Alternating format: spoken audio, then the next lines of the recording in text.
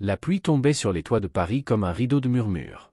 Dans la grande salle de réunion de Havre-Capitale, les membres du conseil fixaient Lucien avec des visages fermés. Sur la table, les journaux du matin étalaient leurs titres assassins. PDG secret, qui est la fillette cachée du milliardaire? Lucien Morel et la petite inconnue, mensonge ou scandale? Lucien garda le silence. Seul le tic-tac de l'horloge remplissait l'air. C'est inacceptable, tonna le vice-président. Votre image est notre actif le plus précieux. Vous mettez la société en danger. Lucien leva les yeux, glacial. Le danger, messieurs, c'est d'oublier qu'il existe un monde au-delà de vos bilans. Une enfant affamée n'est pas un risque pour l'entreprise. C'est une honte pour nous tous. Un murmure parcourut la salle. Certains baissèrent la tête. D'autres le regardèrent avec mépris. Mais Lucien savait déjà qu'il ne reviendrait pas en arrière. Pendant ce temps, chez lui, Lila découpait un dessin avec une concentration d'artiste. Elle ignorait tout de ce qui se jouait au-dessus de sa tête. Quand Lucien rentra, trempé, les traits tirés, elle leva les yeux vers lui et demanda d'une petite voix. « Ils t'ont grondé ?» Il s'agenouilla devant elle. « Un peu. C'est à cause de moi ?» Ces mots-là lui firent plus mal qu'aucune attaque publique. « Non, mon ange. À cause d'eux. Parce qu'ils ont oublié ce que veut dire être humain. » Elle hocha la tête, comme si elle comprenait plus qu'on ne le croyait. Puis elle posa sa main sur sa joue. « T'es gentil, toi. Même si t'as l'air triste souvent. » Lucien sourit malgré lui. « Peut-être que tu es là pour me rappeler comment on fait pour être heureux. » Mais dehors, la rumeur enflait. Des photographes se massaient devant l'immeuble. Des drones survolaient la terrasse. La presse voulait son scoop. Un soir, Lila aperçut les flashs derrière les vitres et demanda. « Pourquoi ils nous regardent comme ça ?»« Parce qu'ils ne savent pas la vérité, répondit-il doucement. « Alors dis-la, ta vérité. Comme ça ils comprendront. » Lucien resta figé. Cette simplicité enfantine lui sembla plus sage que tous les conseils de ses avocats. Le lendemain, il convoqua une conférence de presse. La salle débordait de caméras. Les journalistes criaient son nom, affamés de scandale. À ses côtés, Lila tenait sa main si fort que ses petits doigts tremblaient. Quand le silence tomba, Lucien prit la parole. « Je ne suis pas ici pour me défendre, dit-il. Je suis ici pour dire la vérité. » Sa voix résonna, calme, grave. « J'ai rencontré cette enfant par hasard. Elle frappait une machine pour un biscuit. Elle avait faim. Et je me suis souvenu que moi aussi, un jour, j'avais eu faim, pas de nourriture, mais de sens. Alors je l'ai aidée. Et depuis ce jour, je ne peux plus imaginer ma vie sans elle. » Un murmure parcourut la foule. Lila le regardait avec des yeux brillants. « Je ne suis pas son père de sang, continua-t-il, mais je serai son père de cœur. J'ai engagé une procédure d'adoption. Elle n'est pas un scandale, elle est ma famille. » La salle resta muette. Certains baissèrent leurs caméras. D'autres essuyèrent discrètement une larme. Quand ils quittèrent la scène, Lila chuchota. « Est-ce qu'on va avoir des ennuis ? Peut-être. Mais plus jamais tu ne seras seul. » Ce soir-là, ils rentrèrent à la maison, les flashs crépitant derrière eux. Lila, épuisée, s'endormit dans la voiture, la tête posée contre son bras. Lucien la regarda et murmura. « On ne se choisit pas toujours au bon moment, mais toi, tu es le meilleur hasard de ma vie. » Et pour la première fois depuis des années, il sentit que la peur quittait son cœur. Le matin se leva sur Paris dans une lumière pâle. Lucien n'avait presque pas dormi. Il avait passé la nuit sur le canapé, écoutant les bruits du vent contre les vitres et le souffle régulier de la ville qui s'éveillait. Son café refroidissait entre ses doigts lorsqu'il entendit un léger bruit de pas dans le couloir. Lila apparut dans l'encadrement de la porte, les cheveux ébouriffés, serrant la couverture autour d'elle comme un bouclier. Elle resta un instant immobile avant de demander, d'une voix timide. « J'ai le droit d'être ici ?» Lucien posa sa tasse et se leva aussitôt. « Bien sûr. Tu es chez toi, pour l'instant. » Elle hocha lentement la tête, comme si ce mot « chez toi » était trop grand pour elle. Quand il l'invita à s'asseoir à la table du petit déjeuner, ses yeux s'écarquillèrent devant la profusion de nourriture, fruits, pain, jus d'orange, confiture. Elle hésita, regardant tour à tour les assiettes puis lui. « C'est tout pour moi ? » ?»« Oui, tout. Et personne ne t'enlèvera ton assiette, promit-il. Elle prit une bouchée, puis une autre, avec une lenteur presque sacrée. Lucien détourna les yeux pour lui laisser son intimité, mais au fond, il sentit une émotion qu'il ne parvenait pas à contenir.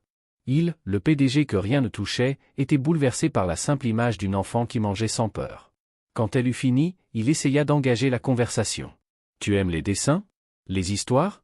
Ses lèvres s'étirèrent en un petit sourire. « Oui. Les histoires avec des animaux. Et la musique. Parce que même quand j'avais faim, la musique, elle me faisait oublier. » Lucien hocha la tête. Il se souvenait de ses propres silences d'enfant, mais jamais du froid, jamais de la faim. Cette petite fille lui montrait une force qu'il n'avait jamais connue. Plus tard, il lui proposa de voir la vue depuis le balcon. Lila colla son nez contre la rambarde et poussa un petit cri émerveillé. On dirait que le monde est petit. Lucien la regarda en silence. Pour lui, Paris n'avait toujours été qu'un décor de puissance, un champ de bataille économique. Dans ses yeux à elle, c'était un miracle. L'après-midi, il voulut lui acheter des vêtements neufs. Mais à sa surprise, elle se crispa, se referma aussitôt, baissant la tête. « Je veux pas devoir quelque chose. » Alors, il comprit. Elle avait appris que chaque geste avait un prix, que chaque cadeau cachait un retour. « D'accord, dit-il doucement. On fera les choix ensemble, quand tu voudras. Rien ne presse. » Le soir venu, il lui apporta du papier et des crayons. « Tiens, si tu veux dessiner. » Elle s'assit au sol, croisa les jambes et se mit à tracer avec une concentration qui la rendait presque grave. Peu à peu, les formes prirent sens, un soleil trop grand, deux silhouettes main dans la main. Quand elle eut terminé, elle leva le dessin vers lui. « C'est toi et moi. On marche, et il fait beau. » Lucien sentit sa gorge se serrer. « C'est magnifique, Lila. » Elle baissa les yeux, gênée, mais un sourire naquit au coin de ses lèvres. C'était la première fois qu'il la voyait sourire sans peur. Cette nuit-là, en l'abordant dans son lit, elle lui posa une question qui lui fendit l'âme. « Vous serez encore là demain matin? Ou vous allez partir comme les autres ?» Lucien s'assit près d'elle et répondit sans hésiter. « Je serai là. Je te le promets. » Elle ferma les yeux, apaisée, et pour la première fois, elle s'endormit sans serrer les draps comme une armure. Mais alors que la paix s'installait dans leur petit monde suspendu, la tempête extérieure commençait à gronder. Car dehors, les regards s'étaient tournés vers eux. Le lendemain, au parc où il l'avait emmené, deux silhouettes en manteau sombre observaient. Des journalistes. Lucien sentit la tension monter, la peur ancienne d'un homme traqué par les rumeurs. Il prit Lila par la main. « On rentre, » dit-il calmement. Il tenta de rester impassible, mais le soir même, son téléphone sonna sans relâche. Les rédactions voulaient une explication. Les titres s'écrivaient déjà. Le milliardaire et l'enfant mystérieuse. Lucien resta muet, observant Lila jouer sur le tapis, inconsciente du tumulte. Pour la première fois depuis des années, il ne craignait pas pour sa réputation, mais pour quelqu'un d'autre. Et il sut, sans aucun doute, que sa vie venait de basculer pour de bon. La nuit avançait lentement sur Paris. Les lumières du boulevard s'infiltraient à travers les vitres du café, dessinant des reflets dorés sur la table où Lila terminait sa soupe. Lucien ne regardait plus sa montre depuis longtemps. Son téléphone vibrait encore dans sa poche, insistant, mais il n'y prêta aucune attention. Devant lui, la fillette bâillait discrètement, le menton posé sur sa main. Ses paupières se fermaient, puis se rouvraient aussitôt, comme si elle craignait que ce rêve, mangé au chaud, en sécurité, s'évapore dès qu'elle s'endormirait. Lucien brisa le silence. « Tu habites vraiment nulle part, Lila ?» Elle haussa doucement les épaules. « Des fois, j'ai un endroit. Une cage d'escalier, un coin de gare. Mais souvent, non. J'attends maman. » Elle avait dit qu'elle reviendrait. Ces mots le coupèrent comme une lame. Il voulut répondre, mais rien ne vint. Il sentit une brûlure derrière les yeux, la colère muette d'un homme face à l'injustice du monde. Comment une enfant pouvait-elle dire cela sans pleurer? Sans haine? Juste avec cette fatalité tranquille, comme si c'était normal. Il inspira profondément, tenta de garder son calme. Personne ne devrait attendre autant, murmura-t-il. Elle releva la tête, ses cheveux tombant devant son visage. Vous allez partir, vous aussi? Le cœur de Lucien se serra.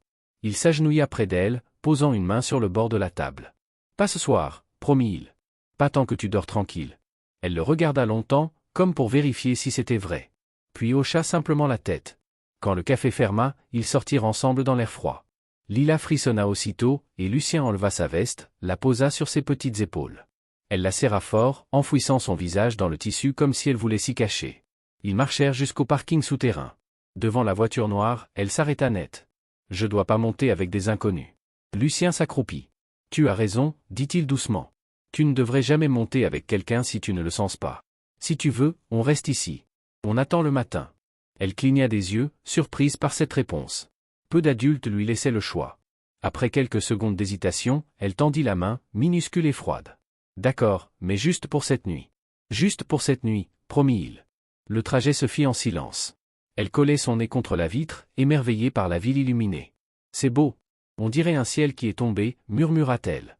Lucien la regarda du coin de l'œil. Il avait traversé Paris 1000 fois sans jamais le trouver beau. Ce soir-là, grâce à elle, il le vit autrement. Lorsqu'ils arrivèrent devant son immeuble haussmannien, Lila resta immobile devant les grandes portes vitrées. « Je crois que je devrais pas entrer ici. »« Tu peux aller partout où tu es en sécurité, » répondit-il doucement. « Ce soir, c'est ici. » Elle franchit timidement le seuil. Le hall semblait immense, avec ses lustres, ses tapis et ses murs crème. Lucien la guida jusqu'à la cuisine. Tu veux encore un peu de lait chaud? Non, juste dormir. Il la mena dans la chambre d'Amy. Le lit paraissait gigantesque comparé à son petit corps. Elle grimpa dessus, hésitante, puis s'assit en tailleur, la veste de Lucien encore sur ses épaules. Vous allez me renvoyer demain? Il s'assit au bord du lit, la voix douce. Je ne sais pas ce que demain apportera, mais ce soir, tu n'es plus seule. Elle hocha la tête, puis se glissa lentement sous la couverture. Ses yeux se fermèrent. Ses lèvres murmurèrent un simple mot avant de sombrer. Merci. Lucien resta assis longtemps, la regardant respirer paisiblement. Il n'avait jamais ressenti un silence aussi lourd, ni aussi apaisant.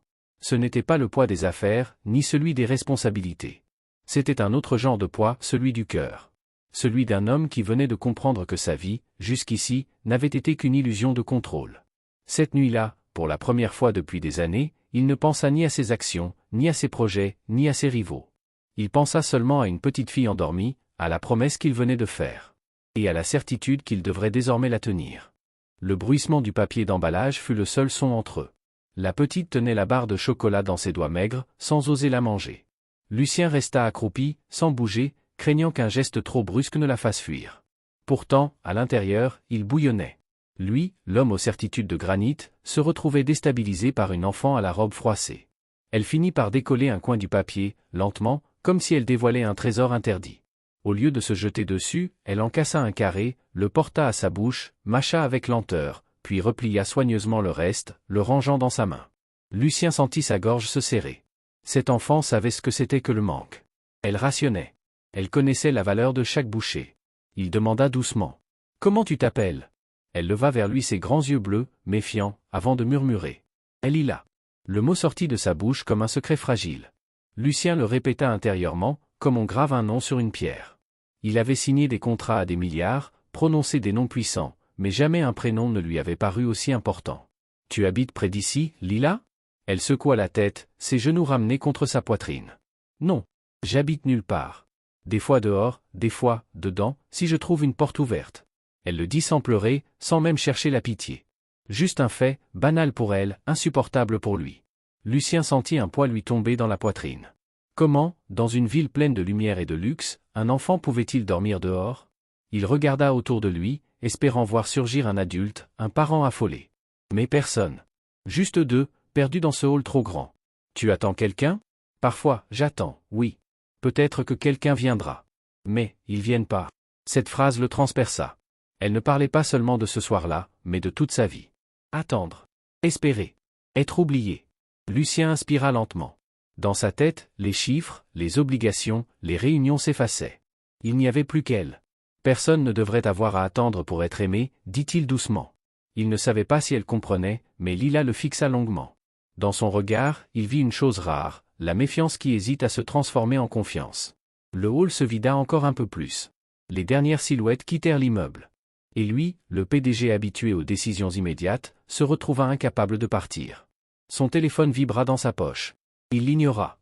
Pour la première fois depuis longtemps, rien d'autre n'avait d'importance. Elle avait recommencé à tapoter la machine, doucement, comme un tic nerveux.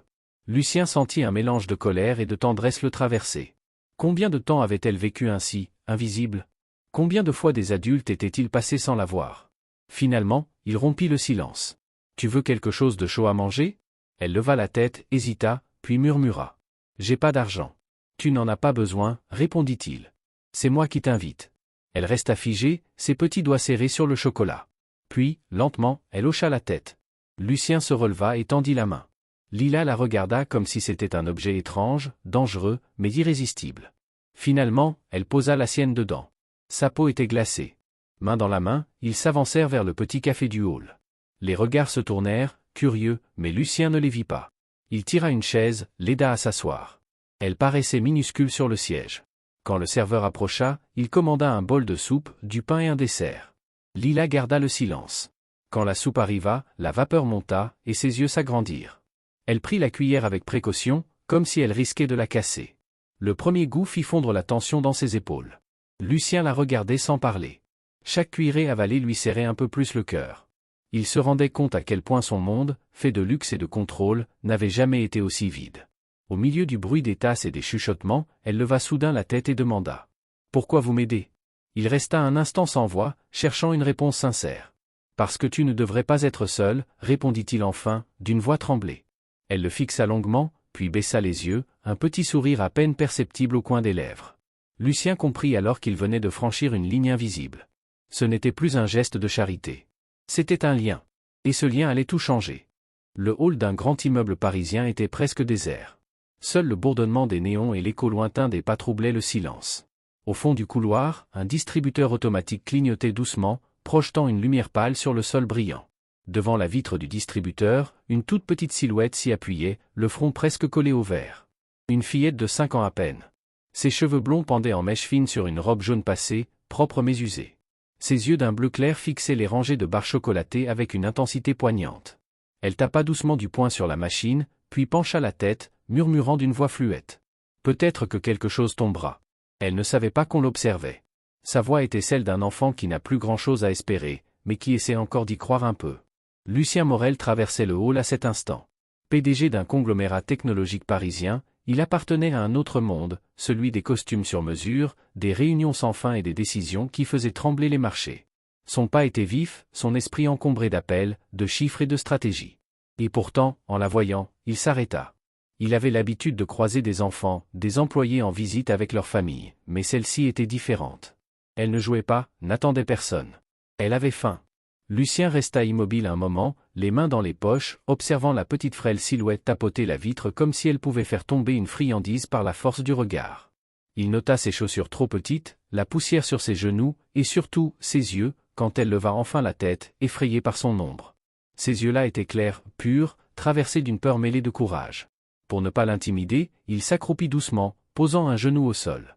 Sa voix, d'ordinaire ferme, s'adoucit. « Pourquoi tu tapes sur la machine ?» La fillette hésita.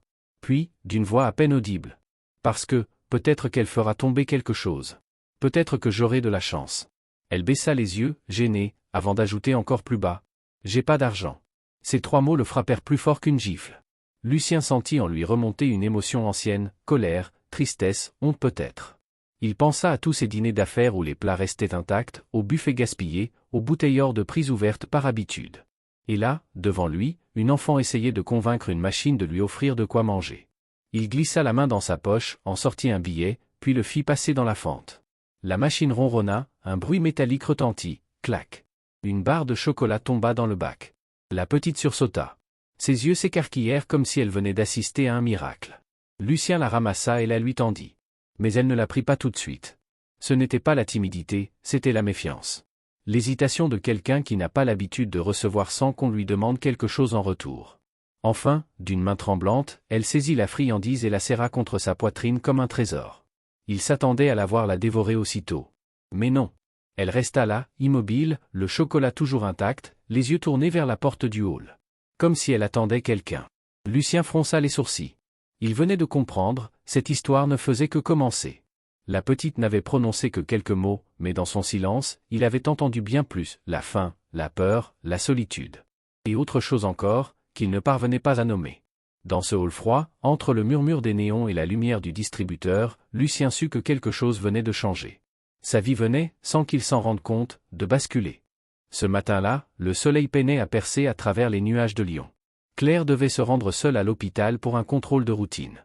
Julien avait une réunion importante et avait insisté pour la faire accompagner, mais elle l'avait rassuré d'un sourire. « Ne t'inquiète pas, tout ira bien. Ce n'est qu'une visite de contrôle. » Il l'avait embrassée sur le front, les yeux inquiets. « Promets-moi de m'appeler dès que c'est terminé. » Promis. Mais à 10h45, alors qu'elle se reposait dans sa chambre après le traitement, la porte s'ouvrit sans bruit. Une silhouette vêtue d'une blouse blanche entra et verrouilla derrière elle. Claire leva les yeux, d'abord sans comprendre. Puis son cœur s'arrêta net. « Brenda, murmura-t-elle. » L'autre femme sourit, glaciale. « Bonjour, Claire. Enfin, on se retrouve. Qu'est-ce que tu fais ici? Sors tout de suite, ou j'appelle la sécurité. » « Oh non. Tu ne vas rien faire du tout. » Dans sa main, un objet brillait sous la lumière du néon, une seringue remplie d'un liquide clair. « Tu vois ça? Une petite injection, et ton corps fatigué s'éteindra tout doucement. Personne ne se doutera de rien. »« Tu es folle !» s'écria Claire, tentant de se lever. Mais Brenda la repoussa d'une main, implacable. « Folle? Non. Blessée. Tu m'as pris ce qui m'appartenait. Julien. Sa vie. Son amour. Il n'a jamais été à toi, Brenda. Il t'a supporté, c'est tout. Le visage de Brenda se déforma, la haine pure dans les yeux. Tais-toi. Tu m'as volé mon destin. Elle leva la seringue. Claire hurla. Mais avant qu'elle ne puisse l'injecter, la porte vola en éclats. Julien surgit dans la pièce, le souffle court, suivi de 2 agents de sécurité. Lâche cette seringue, Brenda. Julien. Elle recula d'un pas, les yeux fous. Tu ne comprends pas, je fais ça pour toi. Pour nous. Pour nous. Gronda-t-il. Tu viens de tenter de tuer la femme que j'aime. Brenda se figea, bouleversée par la violence de ses mots. Tu l'aimes? Je l'aime plus que tout. Et je te jure que si tu lui fais le moindre mal, je ne te laisserai jamais revoir le jour. La seringue tremblait dans la main de Brenda. Puis, dans un cri désespéré, elle tenta de se jeter sur Claire. Julien fut plus rapide, il attrapa son poignet, tordit sa main jusqu'à ce que la seringue tombe au sol. Les agents la maîtrisèrent aussitôt. Brenda hurlait, les yeux fous. Tu regretteras. Elle te détruira encore. Mais Julien ne répondit pas. Il s'agenouilla auprès de Claire, la prenant dans ses bras tremblants. Ça va, c'est fini. Elle ne te touchera plus jamais. Les larmes coulaient sur les joues de Claire, mais elle hocha la tête. Tu es arrivé juste à temps. Jamais plus je ne te laisserai seul, tu m'entends? Jamais. Brenda fut arrêtée et emmenée, criant encore des menaces dans le couloir. Julien resta toute la nuit à l'hôpital, refusant de quitter Claire d'une seconde. Il lui tenait la main, veillait son sommeil. À l'aube, elle ouvrit les yeux. Julien? Je suis là. Elle sourit faiblement. Tu m'as sauvé, encore. Tu m'as sauvé bien avant ça, Claire. Ce jour-là, sous la pluie, quand Léa t'a appelé maman, tout a changé. C'est toi qui m'as rendu vivant. Des semaines passèrent. Brenda fut jugée et condamnée à 18 ans de prison.